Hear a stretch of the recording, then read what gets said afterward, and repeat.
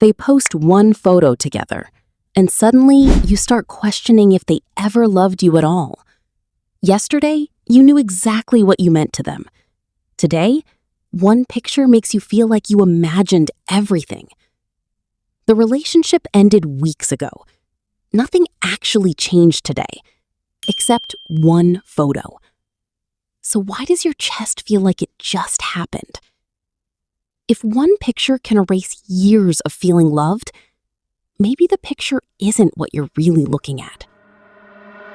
Welcome to the Inner Room, where we don't just talk about psychology. We uncover the hidden rooms inside ourselves. Let's go deeper.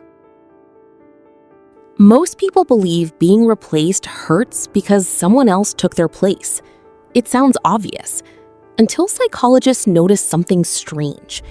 In one famous line of research, people who experienced rejection showed activity in many of the same brain regions involved in physical pain. Your brain literally struggles to tell the difference between a broken heart and a physical injury.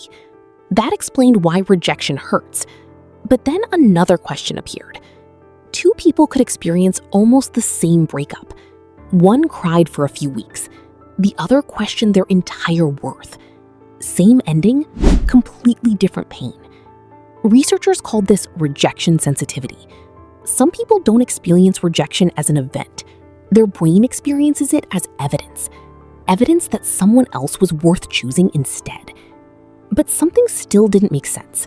If rejection was the real reason, seeing them alone should hurt just as much. It doesn't.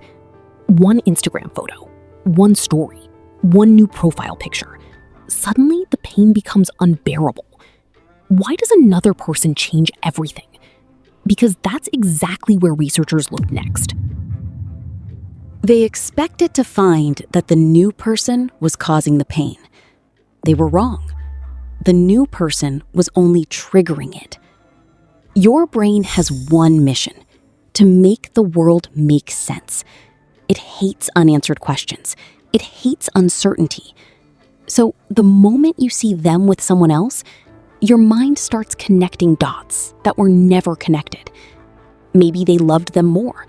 Maybe they were happier with them. Maybe I was never enough. Notice something. None of that came from them. They never said it. You never proved it.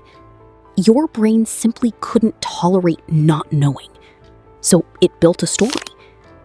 Psychologists have found that we naturally create narratives to explain painful events, because an explanation, even a painful one, feels safer than uncertainty. And that's why the story feels so real.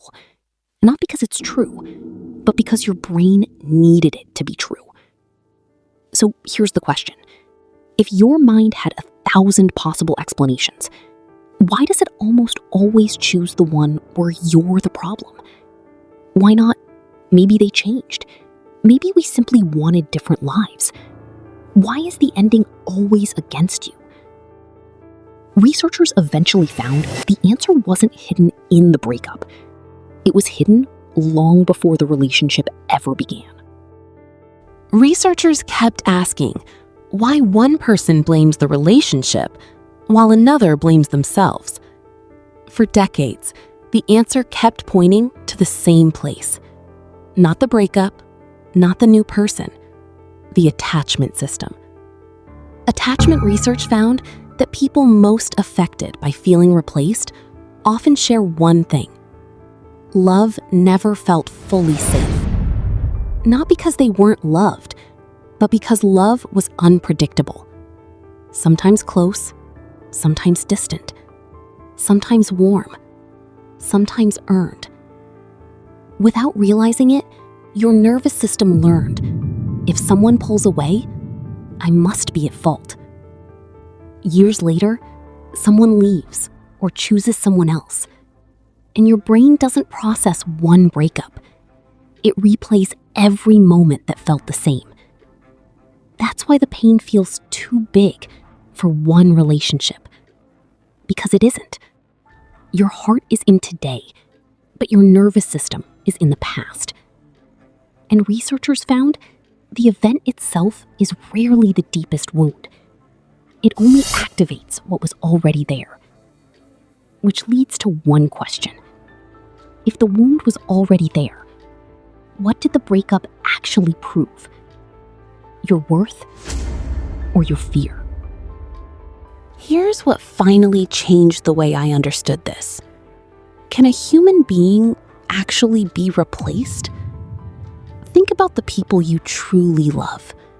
If one of them meets someone new, do they disappear from your heart? Of course not. Because people are not objects with one empty space waiting for the next person. Then why does it feel so real after a breakup? Researchers who study core beliefs found something remarkable. Events don't create your deepest beliefs. They activate them. If somewhere inside you, there's already a belief that says, I'm not enough, I'm easy to leave, I'm easy to forget, then one breakup becomes more than a breakup. It becomes proof. Not because it actually proved anything, but because your mind had been searching for evidence all along. That's the trap. You think you're competing with the new person. You're not. You're competing with a story your mind started believing long before you ever met them. And stories don't become dangerous because they're true. They become dangerous because they sound like your own voice. The next time you see their photo, don't ask, why did they choose them? Ask yourself, what did that photo make me believe about myself? Write down the first answer. Don't judge it. Don't fight it. Just read it. Because that's the belief that's been hurting you.